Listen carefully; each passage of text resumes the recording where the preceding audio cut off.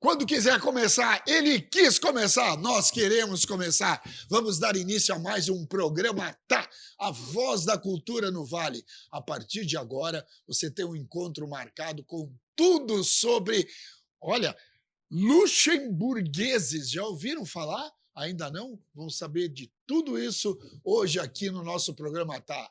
Roda a vinheta que eu quero ver e sente o clima!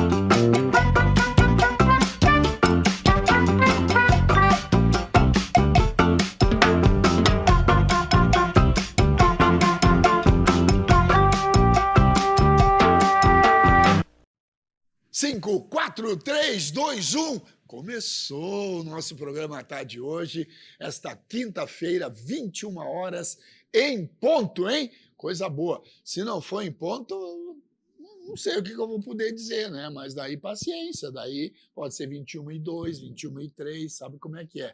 Afinal de contas, este programa é muito irreverente. É ou não é, Tiago? Ah, não. É, viu? A nossa plateia está aqui. Sabe o claque? Eles chamam de claque a plateia, que agora todo mundo aplaude. Duda, aplaude aí, Duda. Isso. Agora vamos começar o programa. Sem aplauso nós não trabalhamos, Começando com o aplauso dessa dupla aqui, a gente já está muito bem, né? Melhor do que pão com banha, né? Verdade. Como é que se diz melhor do que pão com banha, Felipe, em alemão? Eu talvez diria besser als Brot mit Speck. Eu vou anotar. Besser als Brot mit Speck. Brot é pão, eu sei. Speck, Brot, né? Speck. Brot mit Speck. Mit. O mit que eu não tinha. Speck é gordinho, né? É banha. Gordura. Gordura. É banha. Eu ando meio espectão ultimamente. Então... Tu acho que não. Tu é muito magro para dizer, né? Não, mas eu vi uma foto antes de começar o programa hoje que estava meio especta aquela foto lá. Felipe Kuhn-Braun, sempre é uma hemorragia de satisfação te ter aqui no nosso programa. E ainda mais lançando o 35º livro. Gente, 35 livros. Isso não é para qualquer ser humano. É uma coisa de louco. Já te perguntei alguma vez e vou perguntar de novo. Quando tu consegue escrever teus livros, Felipe Kuhn-Braun? Muito boa noite para ti. Boa noite, Fernando. Boa noite a todas as pessoas que nos acompanham aqui na Vale TV, aqui no programa Tá. Alegria que é estar aqui e falar sobre os livros, sobre esse livro e sobre esse trabalho. Sim, Nando, me disciplino muito para escrever. Publico desde os 21 anos e tem alguns horários à noite, sábados à tarde, à noite. Hoje eu digo que para poder escrever tanto, de fato, conhecer dentro da minha própria, naturalmente, seria, da própria caminhada, quais são os momentos que eu, então, tenho mais facilidade para escrever, quais são os momentos... Por exemplo, ontem eu pensei assim, agora, depois do trabalho, eu vou sentar no notebook 1 hora e vai rolar. Tem que rolar. Não rolou, né? Não rolou. Tem que rolar, mas não rolou, né? Não rolou. Foi bom. A explicação foi boa. A explicação talvez foi meio pragmática, né? Bem. Mas então, muitas vezes também tem isso, né? Então, por isso, o que eu faço? Eu, claro que otimizo o tempo, vou escrevendo, por exemplo, quando eu leio, quando são obras minhas, que eu uso como referência bibliográfica para os livros que eu escrevo, eu pinto ali a parte que eu vou utilizar ou que eu pretendo utilizar, uso bastante marcador nos livros. Claro que quando me vem à cabeça de um tema que eu estou escrevendo, às vezes eu não vou lembrar, tá na página 28, do terceiro volume do livro tal. Sim. Mas eu sei que está naquele volume. Tá naquele Então, como eu volume. marquei, como eu... Então, bastante esse trabalho, porque a escrita, ela é o que vem às nossas mentes, mas também com uma referência, com uma base bibliográfica, Pois que é, possa ser aquela, né, como o alicerce de uma casa, isso que eu ia para te qualquer perguntar. trabalho que a Tu gente vai fazer. precisa esse alicerce, essa base de tudo, e daí é que vem a inspiração, ou primeiro nasce a inspiração e daí tu vai procurar? Por exemplo, do livro que nós vamos falar daqui a pouco. Primeiro veio a inspiração ou primeiro foi a procura sobre os temas? Não, do Luxemburgueses no Brasil, de fato, veio primeiro a inspiração. Eu conhecia bem essa história, relativamente bem essa história, só que aí teve um pedaço que eu pensei assim, bem, os luxemburgueses são um grupo de língua alemã que representa 1% de todo esse processo migratório que trouxe 300 mil imigrantes de língua alemã para o Brasil. E aí eu pensei assim, poxa, mas eu vou fazer um livro onde eu vou embasar as pessoas sobre o que é o Estado de Luxemburgo, quais são as raízes de Luxemburgo, ou às vezes se fala também no português do Luxemburgo, porque é do Estado de Luxemburgo, ou do Grão-Ducado de Luxemburgo, ou do país Luxemburgo, como também eu vou, como separei na segunda parte, esse processo migratório para cá. E aí, aí eu me deparei com a necessidade de ter mais material, que aí eu fui consultar em Luxemburgo e na Alemanha, em arquivos, comprando alguns livros lá. Claro, aí esses livros são só em alemão ou francês, que são 2 idiomas que eu domino bem, que falo, que estudei, né, alemão 5 anos, francês 3 anos e meio, depois reestudei, e alguma coisa no inglês também, né, mas especialmente no alemão e no francês, como um material de referência bibliográfica de base para essa obra. Eu te pergunto, já que tu falas em francês, como é que é melhor do que pão com banha em francês? Eu tô apertando ele hoje aqui. Lier que pão, mas agora banha tu me pegasses Banha, mesmo, né? né? Banha A gente não usa, né? é. A gente só come banho em alemão, né? A gente só come banho em alemão. Quer dizer que o francês não come banho. O francês é perfume, é outra coisa. É perfume, porque toma pouco banho, precisa de bastante perfume. Então, agora ferrou com os franceses, Não, eles os tomam franceses, pouco como banho. se diz, ils sont très sympathiques. Né? Simpatia. São muito simpáticos. Muito simpáticos. Nossa, tem que fazer um esforço comunal para eles serem simpáticos, mas são. E eles vão estar na Copa, hein? Eles vão estar na Não, Copa. até uma questão importante de falar, né, sobre a França e a Alemanha e sobre o Grão-Ducado de Luxemburgo, né? Sim. Luxemburgo teve 400 anos sobre soberania estrangeira. Ora os duques da Borgonha, ora os Habsburgo da Áustria, ora os Habsburgo da Espanha, ora os franceses, ora os príncipes dos estados alemães. Então, ou seja, teve muita gente dominando, tomando conta. Exatamente. Né? Foi muito difícil para Luxemburgo permanecer como país. E isso eu trago nesse livro. Então, por isso que você chamar um luxemburguês de francês ou de alemão, tu estás ofendendo, tu estás xingando, né? Ofendendo. Claro, hoje vivem todos dentro do que se chama União Europeia, de um projeto que deu muito certo, que teve muito êxito, e que tem na época, alguns daqueles líderes que organizaram o projeto que hoje a gente conhece como a União Europeia, eles eram de Luxemburgo. Né? Então, felizmente, passou esse período de guerras e conflitos no solo luxemburguês ou em boa parte do solo europeu. Né? E então, para Luxemburgo, essa autonomia, que foi muito custosa, porque Luxemburgo até 1692 tinha 10 mil quilômetros quadrados. Hoje tem 2 mil quilômetros quadrados. Como é que é? Teve que perder território e aceitar as chamadas repartições do Luxemburgo, ou de Luxemburgo, para conseguir permanecer como um país. Ô Felipe, mas eles sempre se chamaram Luxemburgo? Sim, porque bem antigamente havia, inclusive, os condes de Luxemburgo. Então, esses condes de Luxemburgo... Isso dá um filme, hein? Foram... Os sim, condes de Luxemburgo. Eles foram uma família muito poderosa naquela região. Eles eram proprietários de uma área territorial que hoje vem a ser Brandemburgo. Então, a família Hohenzollern, que é a família imperial alemã, ela ascende a uma parte do seu poderio político porque os condes de Luxemburgo, a família digamos, de Luxemburgo, eles vendem território para eles. E alguns condes de Luxemburgo são alçados a imperadores do Sacro Império Romano Germânico. Porque o Sacro Império Romano Germânico, ele era uma monarquia eletiva, diferente de outras regiões.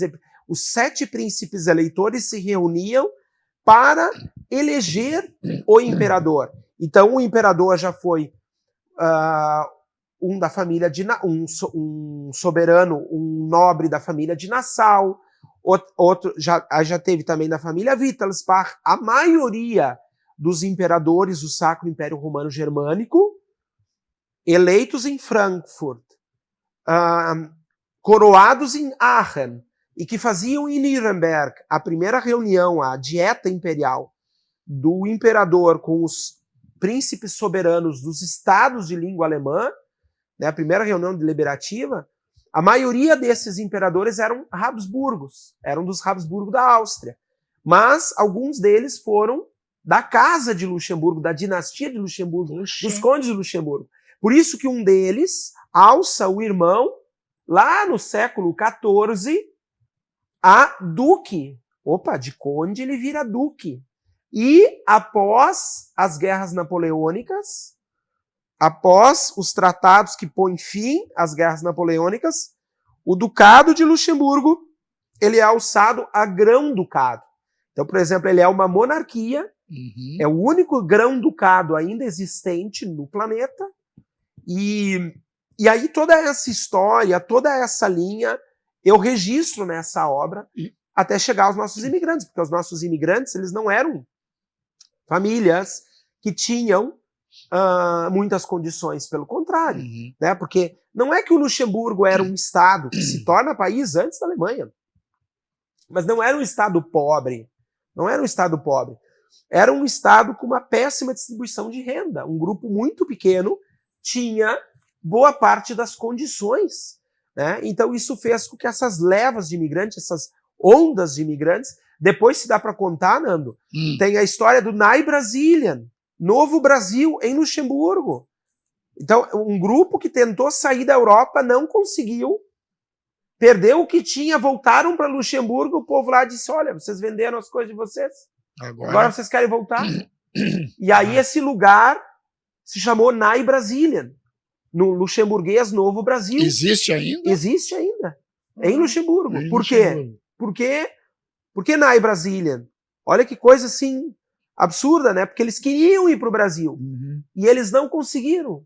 Eles perderam os recursos que eles tinham quando chegaram e tendo que ficar várias semanas lá no porto, não vinha navio, né? Os agentes da imigração, nem todo mundo era gente honesta, tinha muita gente que ganhava em cima dessas pessoas, né? Da ilusão. Ou da promessa que as pessoas... E esse povo voltou para lá e virou uma região muito pobre, muito pobre. E hoje vê um país riquíssimo, com alto índice de desenvolvimento humano, né? Quanto sacrifício essas pessoas passaram para a gente estar aqui e para os descendentes também dos que ficaram lá, estarem lá, né? Serem quem são hoje. Mas nós temos no Brasil, e aqui próximo, inclusive, da nossa cidade, de Novo Hamburgo, nós temos luxemburguenses, não temos? Luxemburgueses, descendentes, luxemburgueses, descendentes, nós temos em Novo Hamburgo, temos em São Leopoldo, Porto Alegre, mas o grande foco migratório, quer dizer, não é um grande foco migratório, mas as localidades onde se estabelecem famílias. Em São Sebastião do Caí, em Bom Princípio, em Nova Petrópolis, em Montenegro, em São Vendelino, em Dois Irmãos, Morro Reuter, mas Morro Reuter antigamente era Dois Irmãos. Então, quando a gente faz hoje esse mapa da imigração luxemburguesa, Um ou outro vai para Venâncio Aires, no Vale do Rio Pardo. Então, sobrenomes, os Royer de Venâncio Aires, os Alv de Montenegro, os Zimmer de São Vendelino, os Wilchen de Bom Princípio, os Wilchen de Nova Petrópolis, 2 imigrantes homônimos, porque eles tinham mesmo nome e mesmo sobrenome, Peter Wilchen, só que um se estabelece na Bela Vista, Caí, hoje pertence a Bom Princípio, e o outro se estabelece ali na linha Imperial, em Nova Petrópolis, né? Então a gente tem essa história, o Mombach, no Valahai, que foi soldado de Napoleão. Valahai também. Valahai foi fundado por um imigrante de raiz luxemburguesa, de Echternach, que é o povoado mais antigo de Luxemburgo, que tem mais de 2.000 anos. E Matias Mompach, aqui o sobrenome virou Mombach, trocaram o P pelo B. O Mombach tem uma descendência enorme, eu também sou descendente dele. Lembra dele. daquele comercial das máquinas Mombach? Tinha um comercial muito famoso aqui da máquinas de Mombach. Diziam, é bem num sotaque alemão assim também. Puxa vida, mas aqui próximos de nós, olha só, São Sebastião do Caí, Montenegro, Valahai, 2 irmãos. E nunca, eu te confesso, eu nunca ouvi falar em luxemburgueses. É que assim, a imigração, ela inicia em 1824. A Alemanha não era um país ainda, eram estados de língua alemã. Tu vê? Então, a imigração luxemburguesa inicia em 1828, a gente ainda não comemorou, ainda não celebrou os 200 anos da imigração luxemburguesa. Né? E Falta pouco, exato. É uma imigração muito menor, nossa, né? Como eu disse, ela representa 1%, embora alguns sobrenomes tenham origens francesas. Chapeau, por exemplo, né? Um sobrenome que tem origem francesa, que vieram de Luxemburgo, mas a maioria são imigrantes de língua alemã e são imigrantes de raízes alemãs, porque o Grão-Ducado de Luxemburgo, que a gente olha hoje nesses 2.000 quilômetros quadrados, 80 quilômetros de norte ao sul e 50 de leste a oeste, em torno de 70% da população originária do Luxemburgo tem raízes germânicas, né? E em torno de 30% tem raízes francesas, né? Embora desde o século XIV, nesse período dos condes da Borgonha, como já naquela época francês era um idioma, estava nessa transição entre o latim e o francês como idiomas cultos, então a gente tem muitos lugares de Luxemburgo já naquela época com nomes afrancesados, como os nomes das localidades, de Delange, Trois-Vierges, Erchir-Sire, né? São nomes franceses a comunas, a povoados, muitos deles, inclusive, de origem alemã. O Dude, é uma loucura, né? Ouvir o francês. É uma das línguas que eu acho mais bacanas, mais lindas, assim. Eu quero registrar a presença da Dude aqui também, que está fazendo nossa câmera. Técnica. A técnica e a câmera hoje.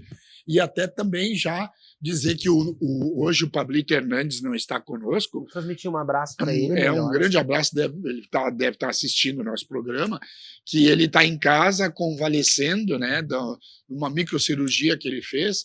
Mas é uma microcirurgia que ele já fez só 10 vezes, então não tem problema, né? 10 vezes já. Grande abraço para ti, meu querido, que tu te recupere logo, porque a gente precisa de ti já no próximo programa, né? É uma coisa de louco. Pergunta: Bourbon é um nome francês. Ele é luxemburguês também, não? Não, Bourbon até se usa para a Casa de Bourbon, que eram os nobres que comandaram um bom período a França e depois a Espanha também. Né? A Casa de Bourbon.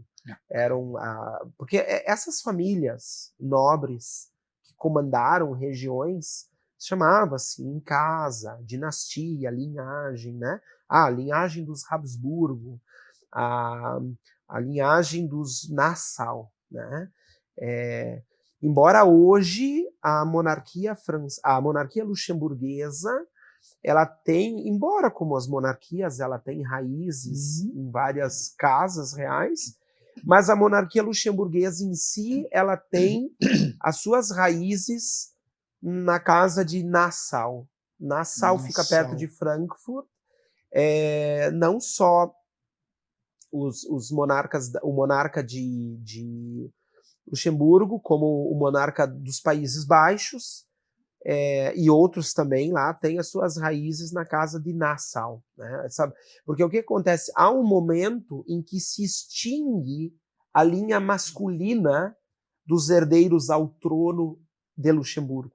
Não, como assim se extingue? É que assim, o que acontece? Essas famílias da nobreza que comandam essas regiões, eles tinham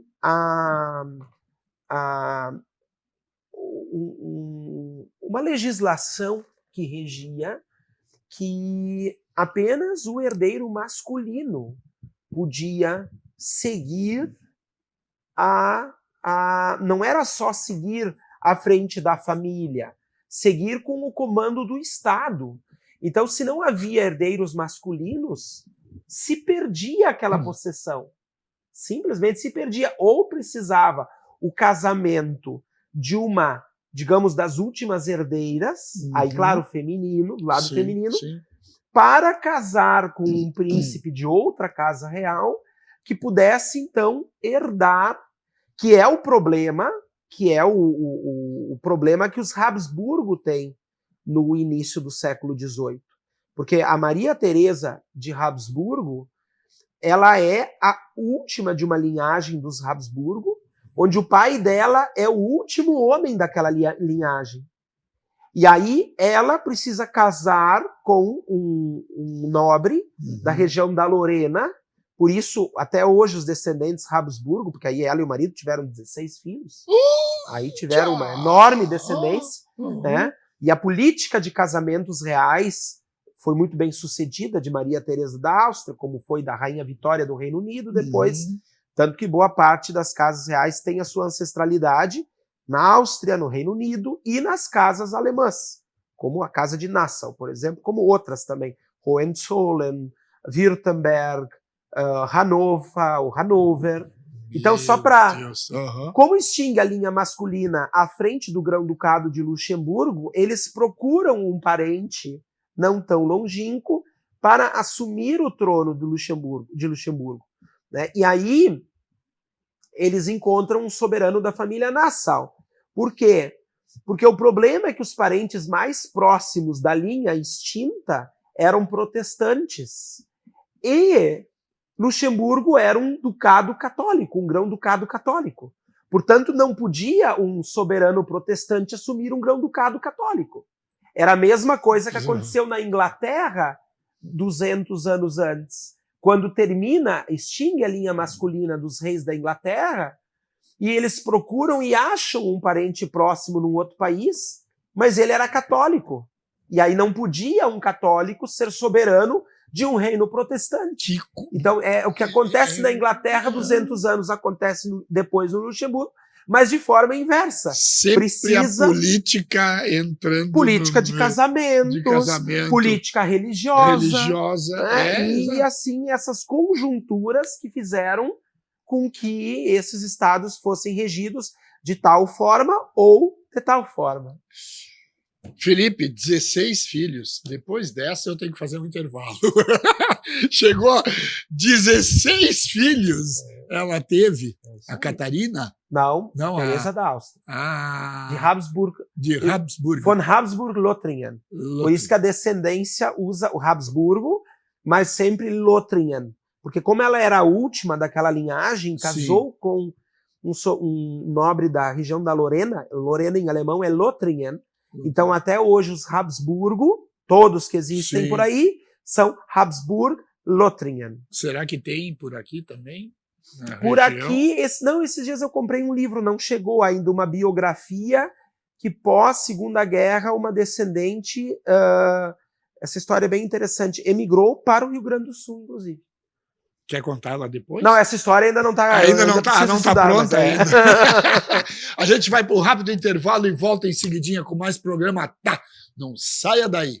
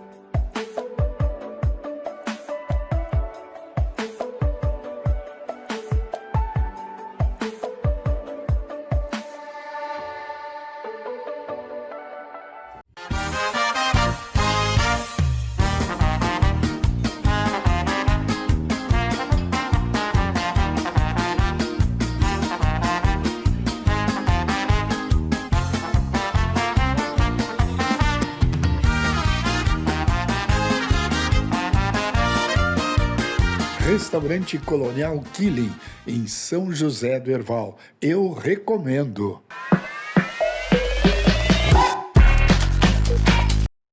Voltando com o nosso programa Tá de hoje, olha só, gente, nós estamos com um livro aqui, Luxemburgueses no Brasil, Felipe Combral, lançamento de mais... dá para ver legal aí, olha só.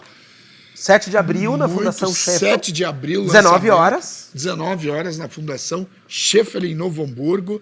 Tá aqui, ó, Luxemburgueses no Brasil. Eu insisto, às vezes, em chamar luxemburguenses. Mas é que a maioria das pessoas acaba chamando assim, né? Mas a gente faz, porque realmente quem vem de Luxemburgo é luxemburguês, né? Claro. Então a gente faz sempre essa correção, ou, né? Mesmo nos materiais, muitas vezes é comum sair nesse formato, coisa, né? Então a gente está aqui como pesquisador e escritor justamente para orientar e formar as pessoas nesse conhecimento. Eu sempre digo, Nando, e as pessoas que nos acompanham aqui nessa noite na Vale TV, né, nossos queridos telespectadores, eu sempre procuro escrever sobre conteúdos que as pessoas não estão habituadas a encontrar. Né? Como você acompanhou e foi um dos primeiros que divulgou há mais de 15 anos já, Tramandaí, Felipe, As Noivas de Preto. Tu fica falando comigo aqui, com eles, eu vou mostrar o livro lá, porque o Tony não tá aí, eu vou mostrar o livro lá. Pode continuar. Não, e aí essas histórias que nos fazem também, como descendentes que somos, como frutos que somos dessa imigração de língua alemã que traz suíços, austríacos, belgas, luxemburgueses, boêmios, que eram austríacos na época, hoje o pessoal poderia dizer, tchecos, né? Havia também tchecos entre eles. Então, descobrir essa história, buscar esses elementos e apresentar para as pessoas. Pode passar para a nossa câmera aqui. Esse é o papel do pesquisador, né? Esse é o papel do escritor. Então, esse livro, eu quero também fazer uma saudação, Nando, porque a Sandra e o Kleber, que são da editora Zemulti, que nos auxiliam com esse trabalho, com as imagens, né, com os registros das famílias, né, para que fique de forma acessível esse conteúdo. Porque eu sempre digo, o que é publicado fica preservado. Daqui a 100 anos vai estar numa biblioteca, num livro, num arquivo, nas casas dos descendentes. Então, para que esse material, de fato, não se perca. Esse aí, por exemplo, sobre Maria da Borgonha, a última da Casa da Borgonha, que casou com Maximiliano de Habsburgo, da Áustria, no final do século XV, né, porque a Áustria tinha uma política interessante de casamentos. Então tinha um dito em latim, eu agora não sei, Nando, de cor, de cabeça em latim, mas ele dizia assim, enquanto os outros fazem guerra, você, feliz Áustria, casa-te. Né? Porque a política de casamentos dos austríacos, aí é o falecimento de um dos herdeiros de Maximiliano da Áustria, Maximiliano de Habsburgo, né? Essa imagem que o Fernando mostrou agora há pouco na câmera para todos nós. Então, assim, como eu ia dizendo, Fernando, nós somos frutos dessa imigração. Então, é bonito quando a gente conhece, né? Já dizia Johann Wolfgang von Goethe, que eu parafraseei essa história. Goethe é o maior escritor em língua alemã, né? Ele era genealogista, e ele certa vez escreveu assim, é feliz quem gosta de lembrar dos seus antepassados, quem fala com alegria dos seus feitos, e que no final da bonita fila vê colocado silenciosamente o seu próprio nome. Nós somos frutos do amor dos nossos pais, dos nossos avós, dos nossos bisavós. Algumas, Nando, tu sabes bem isso, das nossas lembranças mais caras, e mais caras no que pega no coração, elas são de quem? Dos pais, dos avós, da infância, sim, de uma madrinha, é um cheiro, é uma comida, né? É um lugar que a gente foi, é um lugar que a gente ia, né? Então, nós somos todos frutos do amor das nossas famílias, e as nossas famílias estão conectadas nesses processos migratórios. O meu trabalho, as pessoas perguntam muitas vezes, por que tu pesquisas só imigração alemã? Que hoje não é imigração alemã, é imigração de língua alemã, né? Porque eu tenho feito trabalho dos suíços que vieram para cá, dos boêmios que vieram, dos luxemburgueses, dos pomeranos. Eu estou fazendo um trabalho para publicar logo aí à frente. Vai ser um trabalho também bem diferente. Só que eu digo assim, gente, eu cresci num universo onde meus pais falam alemão, meus avós falavam, minha bisavó, que morava há 50 anos em Novo Hamburgo, não falava uma palavra em português, né? E assim como vai ter o cidadão de origem italiana que vai pesquisar os italianos, o cidadão de origem africana que vai pesquisar os africanos. Claro que quando eu escrevo sobre Novo Hamburgo, um dos livros que eu publiquei é sobre a história de São Leopoldo, a nossa cidade-mãe. Então não tem como falar de São Leopoldo sem falar dos africanos, dos portugueses, dos indígenas, dos alemães e dos italianos. Claro, exato. Claro. Só que a minha fonte maior de pesquisa é a imigração alemã, porque eu também sou fruto dessa imigração, e também porque meus amigos, se eu viver 100 anos, eu acho que ainda vai ser pouco para tudo que a gente vai descobrindo, vai juntando, vai... Hoje eu estou com mais de 400 mil nomes de imigrantes alemães. Principalmente tu, né, Felipe? Olha as fotos que eu mostrei há pouco ali, o que tem de fotos, ilustração nos teus livros. E que eu fui também, buscar em Luxemburgo, que tu foi, na Alemanha, exato, na França. Exato, é um pesquisador. Tu sabe que meu avô, tu falaste bem, né? Eu fui um pouco criado pelos meus avós em Taquara também. Eu ia para lá às vezes nas férias, e lá é que eles falavam alemão de vez em quando também. Então, o pouco que eu sei, o pouco que eu entendo até relativamente bem o alemão, mas falar é que é uma dificuldade daí. Mas eu acho tão interessante isso. Meu avô era maquinista dos trens que vinham de Porto Alegre a Taquara. Imagina, olha a riqueza disso. Eu poder dizer assim, o meu avô era maquinista da aviação férrea rio-grandense.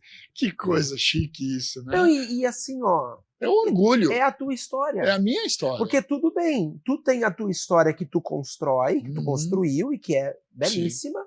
E nós não falamos isso só porque somos teus amigos, né? Porque reconhecemos, sim. Mas também falamos porque somos, claro. Né? Assim, Fernando, todos nós, por mais, digamos, solo que seja o trabalho de cada um de nós, ele tem muito mais do que nós pensamos que tem sobre os nossos ancestrais, os nossos gostos, as nossas aptidões, o que né, vai para um lado, vai para um outro. Por que eu falo tanto do melhor que pão com banha? Porque eu acho que era o que tu comias na casa dos teus avós, né? Na casa dos meus avós, com açúcar em cima. E aí que tá. E aí quando você fala isso, por mais que você vai e come, né?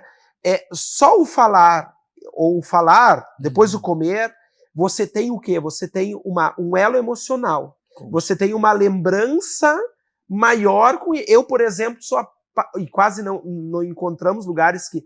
Waffel, aqueles waffle, um coraçãozinho, sabe? A minha avó tinha uma forma, em alemão se diz Waffelpan. Waffelpan. Né? Na Alemanha fui descobrir que lá não se diz Waffelpan, lá é Waffeleisen, porque é feito de ferro, né? Ferro. Então, a vovó tinha. E ela sabia que eu mais gostava de comer era waffle. Então, todo sábado ou todo domingo que eu ia na casa da minha avó, aqui no bairro Rondônia, era waffle que a avó fazia para mim.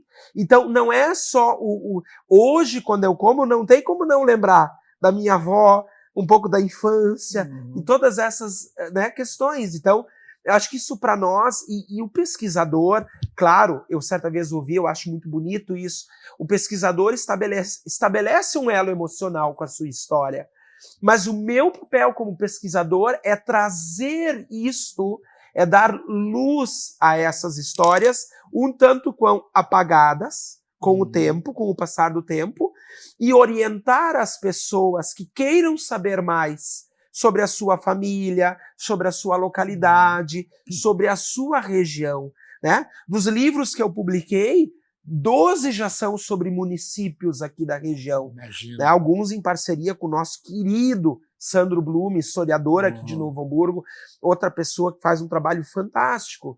Então eu digo, para mim, Nando, e digo assim de forma muito tranquila, porque penso e pratico isso, não tem dinheiro que compra quando alguém diz, vi uma foto do meu bisavô no teu livro. Fiquei tão feliz por causa desse capítulo, porque fala da história da minha localidade. Né? Então, isso para mim é a maior alegria. Felipe, eu posso vender mais ou menos, mas isso é a alegria que eu sinto.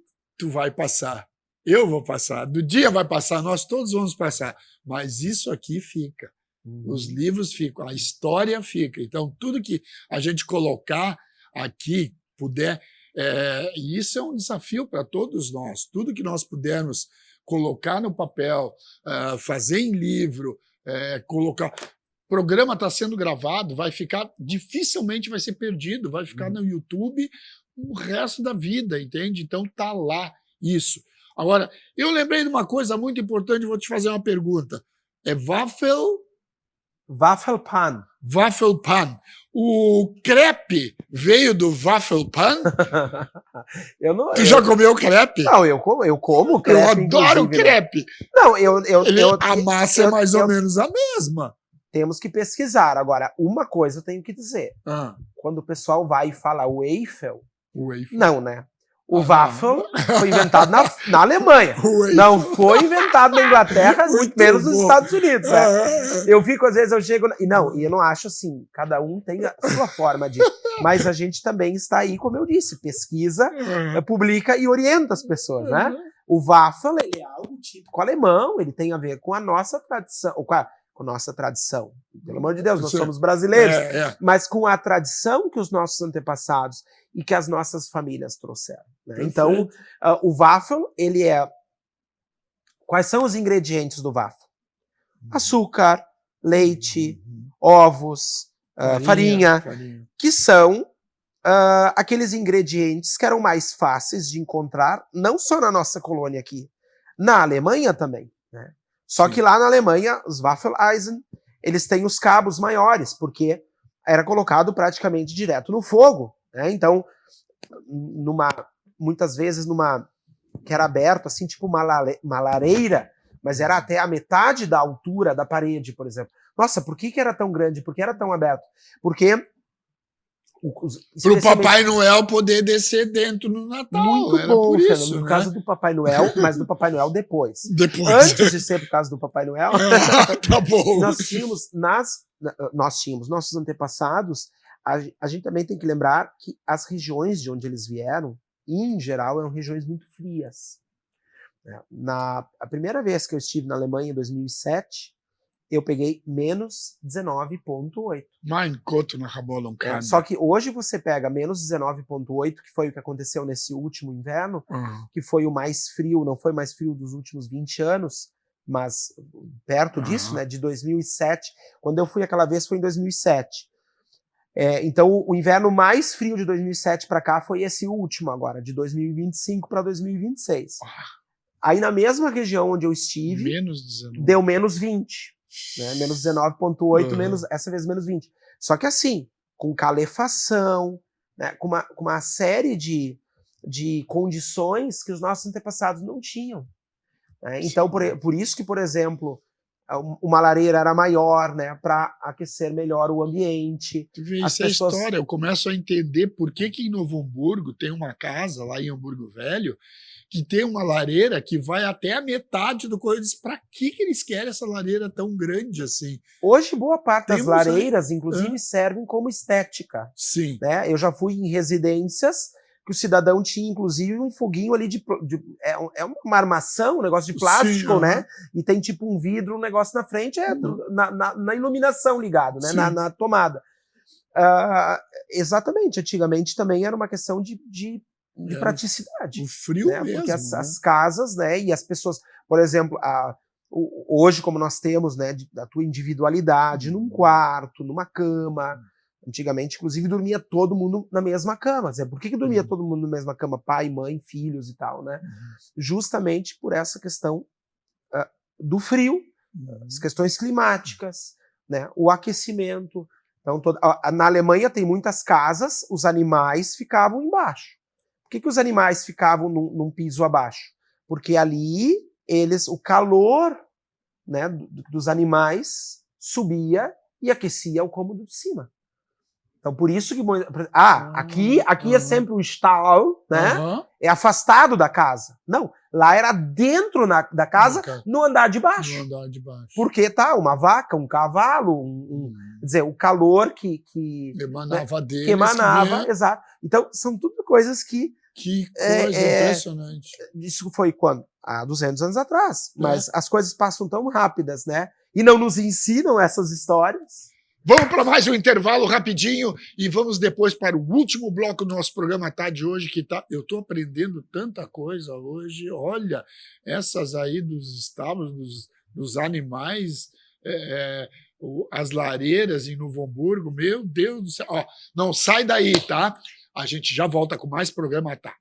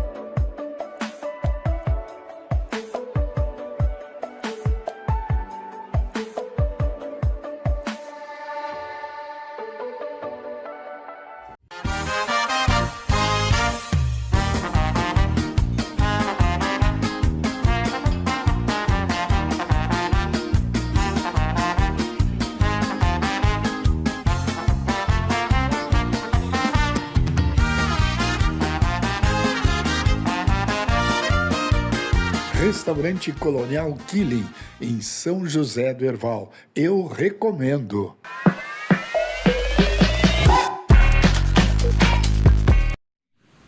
Hoje conversando no programa com o Felipe Kuhn-Braun, que é realmente assim, a gente vai aprendendo muita coisa, é um conteúdo, que nem dizia o Leonel Brizola uma vez. Esse cara tem conteúdo, que coisa impressionante. Agora, conteúdo também tem o Ibis Hotel. Olha, tem uma novidade no Ibis Hotel e eu conversei lá com a Tatiana, estive lá. Tatiana, fala aí.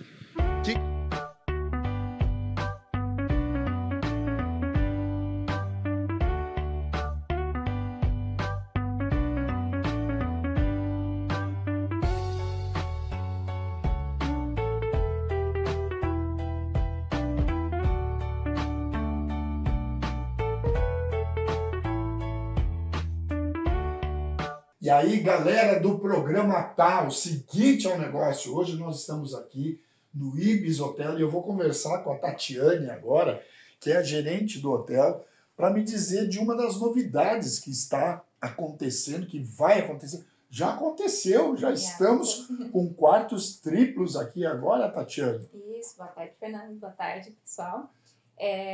A gente está sempre tentando buscar coisas diferentes para trazer, né, para o hotel e tudo mais. E também verificando qual é a demanda que a gente tem na cidade, né? Então, a gente verificou que a gente tem recebido uma demanda de pessoas que querem ficar com a família ou querem um apartamento para 3 pessoas, 3 adultos. Então, a gente fez uma conversão de antes um apartamento que ele era com uma cama pequena, né, que era para uma criança, né, até 10, 12 anos ali, para a gente conseguir acomodar mais um adulto. Então, normalmente tem famílias, tem um adolescente, ou vem com um pai, uma mãe, o vô, a avó, então a gente consegue acomodar também. E como a gente também tem uma boa previsão este ano de ter vários campeonatos aqui na cidade, né, então a gente está aguardando vir pessoas de fora, em questão de esporte. Por exemplo, times de futebol, né, exatamente, que vêm se hospedar aqui. Então, esse pessoal, eles procuram economia, né? Então, eles querem um quarto onde eles consigam ter mais pessoas com um valor mais acessível. Então, a gente fez isso muito pela questão da demanda que a gente vem recebendo durante esses últimos anos. Que maravilha, olha só. E são 10 quartos, então? São 10 quartos, e aí a configuração dele é uma cama de casal e uma cama de solteiro. Então, a gente consegue acomodar 3 pessoas dentro do apartamento, 3 adultos. Vamos dar uma conferida aí nas imagens, então.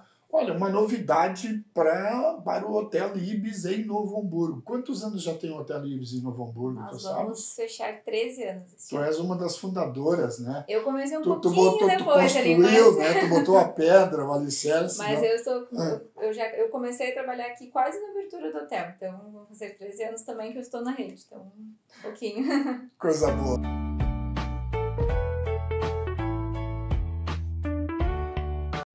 Voltamos então, olha só. Viu só? Ibis Hotel agora com quartos triplos em Novo Hamburgo, são 10 apartamentos lá. Felipe, luxemburgueses, fechou um ciclo há algum tempo atrás? Como é que a gente fecha esse ciclo? Por volta de 1928, praticamente 100 anos dessa imigração para cá. Certo. No início da década de 1920, o Brasil recebe a primeira visita de um monarca, o rei Alberto da Bélgica. Então, o rei Alberto da Bélgica vem para o Brasil de navio, na época, empreende uma viagem por aqui, para o Rio de Janeiro, para a região, e vai a São Paulo também. E a partir dessas relações, dessa visita do monarca, eles, belgas e luxemburgueses, iniciam a construção da empresa de mineração que vem a ter o nome de empresa belgo-mineira, que é conhecida até hoje, mas hoje ela foi comprada por um grupo indiano. Mesmo que 80% do capital era luxemburguês, esta empresa levava então o nome belga por acharem, então, mais atraente para os negócios. Então, eles chegam a fundar uma cidade em Minas Gerais, Monlevade. Monlevade é uma cidade fundada por luxemburgueses para a instalação das dependências da fábrica belgo-mineira, mas ela foi uma cidade criada, sabe o que é uma cidade com posto de saúde, com escola, com igreja, prisão, cadeia. Acho que também, tudo, né? Com as casas, onde vieram operários, vieram engenheiros, vieram muitas pessoas de Luxemburgo. Né? Claro, muitos voltaram depois do final fizeram o seu trabalho. Exato, né? Viveram alguns anos ali. Mas com isso fecha um outro ciclo, mas de uma imigração que ela predominantemente nem no Rio Grande do Sul. 60% da imigração luxemburguesa é para Santa Catarina. E Blumenau, hoje tem muitos descendentes, Joinville, né, várias cidades catarinenses. No Paraná, Rio Negro também, na época era São Paulo, né? Paraná é um estado que se desmembra do estado de São Paulo. Então ela Rio Negro é uma cidade também com ocupação luxemburguesa, pequena no número de contingentes, mas importante. E alguns imigrantes que foram para Minas, Espírito Santo, São Paulo e Rio. Né? Então, essa história, uma parte dela eu conto nessa segunda parte do livro, nessa segunda etapa do livro, sobre o desenvolvimento e desenrolar dessa imigração tão importante que a gente conhece, que agora, a partir de 2028, na verdade, serão celebrados 200 anos dessa imigração. Estamos tentando ver como celebrar, né? Porque às vezes tu tem o interesse de um grupo, de outro tu não tens, né? De um país, de outro não, mas estamos buscando, tanto lá em Luxemburgo quanto aqui, para que se celebre, né? E eu quero dizer também, esse livro ele foi apoiado pela ACLUX, Associação dos Cidadãos Luxemburgueses, que é uma associação em Florianópolis, com sede em Florianópolis. Eu mesmo também sou hoje cidadão luxemburguês, tenho a minha cidadania desde o ano de 2017. Desde o ano de 2017. Que bacana. E aí, por isso, orientei umas aproximadamente 300 pessoas aqui na nossa região, que nos últimos anos conseguiram ainda a cidadania luxemburguesa também por nosso intermédio. Claro. E a Celux, então, patrocinou essa obra, e por isso que 7 de abril, na Fundação Sheffield, nós teremos, inclusive, o pessoal da diretoria da Celux, a Luciana Decker, o Valberto Mai, provavelmente o Orlando também, estarão aqui, né, os ex-presidentes, atual presidente, para nesse grande evento que a gente está programando, a gente planejando, convidando de novo aqui todos os nossos telespectadores, 7 de abril, 19 horas, na Fundação Ernesto Frederico Sheffield, em Hamburgo Velho. Bom, eu não posso terminar o programa sem dizer o seguinte, tá aqui a caneta e o meu livro que eu ganhei, por favor, autografa para mim. Mas, por favor, se possível, venha também no lançamento. Com certeza. O senhor sempre é tão participativo. Eu devo estar. 7 de abril cai em que dia da semana? Uma terça-feira. Uma terça-feira. Ainda uma terça-feira. Fácil de... Gente, nós estamos chegando ao final do nosso programa, mas eu quero fazer um convite todo especial. Venha fazer teatro na Paranoia, teatro infantil ou teatro adulto. Teatro infantil sábados pela manhã, das 10 ao meio-dia, e teatro adulto das 14 às 17 horas, todos os sábados na Paranoia. E novidade, estamos pensando em abrir uma turma infantil durante a semana. Estão nos pedindo a turma infantil à tarde ou à noite, durante a semana também. Então tá, né? O nosso programa tá chegando ao fim. Quero agradecer aos nossos patrocinadores, Floricultura Rio Branco, a Picada São Paulo, ao restaurante Killing, né? Tem umas chamadinhas deles aí no ar, olha só, tá ficando chique a coisa, muito bom. E também o nosso Ibis Hotel, né? Muito obrigado. Olha, eu assim, te agradeço muito todas as vezes. Já tem um próximo livro para o Prelo? Já dá para... já estamos com 2, 3 ainda. É? Temos um trabalho... Esse ano ainda sai algum? Sandro Blume e eu estamos com um trabalho sobre a história do município de Sapiranga. Olha! Depois tem um trabalho meu, Famílias Teuto-Brasileiras, História e Genealogia. São 10.000 nomes e 150 genealogias de famílias que vieram de várias regiões da Europa, de língua alemã, claro, e que foram não só para o Rio Grande do Sul, como para Santa Catarina. Vai ter Santa Catarina e Rio Grande do Sul nesse livro. E esse sai provavelmente no segundo semestre. Então, esses são pelo menos 2 planejados e ainda quase prontos, provavelmente o de Sapiranga para esse semestre, e Famílias Teuto-Brasileiras, História e Genealogia, para o segundo semestre. Atenção, Sapiranga, então. Vem livro do Felipe Cumbrão por aí, se preparem. Vai ser bom demais. Vai ser melhor do que pão com banha, com certeza. Gente, muito obrigado mais uma vez, Felipe. O nosso programa tá chegando ao seu final. Fique agora com mais uma grande atração aqui na sua Vale TV. Tchau, pessoal, e até a próxima quinta-feira. Lembrando, todas as quintas-feiras, 21 horas, programa Tá, a voz da cultura no Vale. Tchau.